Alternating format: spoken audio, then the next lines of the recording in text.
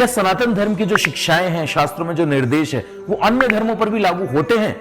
जी हाँ। तो ऐसा नहीं है कि उनके भगवान अलग हैं, हमारे भगवान अलग हैं। चाहे वो व्यक्ति किसी भी प्रांत का हो, देश का हो, किसी भी ग्रह का हो, किसी भी ब्रह्मांड का हो, हर जगह भगवान एक ही है जो पूरी सृष्टि का संचालन कर रहे हैं। होता क्या है कि काल, समय और परिस्थिति के अनुसार भगवान प्रकट होते हैं। उस व्यक्ति को जितना समझ में आए उतना ही उसे डोज देते हैं। फॉर एग्जांपल, सेकंड स्टैंडर्ड का बच्चा, अगर उसे आप डिफरेंशिएशन, इंटीग्रेशन सिखाएंगे तो उसको समझ में नहीं आएगा। वही अगर 12th स्टैंडर्ड के बच्चे को सिखाएंगे या बताएंगे या पूछेंगे तो वो समझ में उसको आएगा, क्योंकि वो उस लेवल पर पहुंच चुका है। तो जैसे दवाई भी दी जाती है, छोटे बच्चे की दवाई अलग होती है, बड़े लोगों की दवाई अलग होती है। लेकिन ऐसा नहीं है, जैसे एक एग्जांपल नहीं कि किसी धर्म में मांस खाना अलाउड है, किसी धर्म में मांस खाना अलाउड नहीं है। तो जिस धर्म में मांस खाना अलाउड है, वहां पर भी बहुत सारे सेट ऑफ रूल्स हैं कि कैसे मांस को खाना है।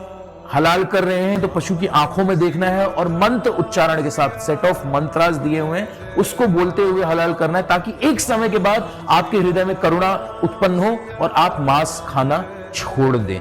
मतलब कि सेकंड से थर्ड, थर्ड से फोर्थ, लाइक दिस आप 12th स्टैंडर्ड तक और PhD तक आप पहुंच सके। लेकिन हम देखें जितने भी धर्म है, उसका जो बेसिक जो एजेंडा है वो सेम है। वो क्या है?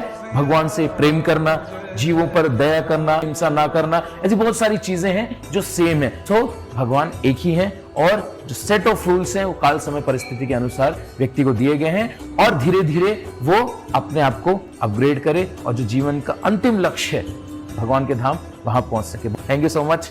हरे कृष्णा।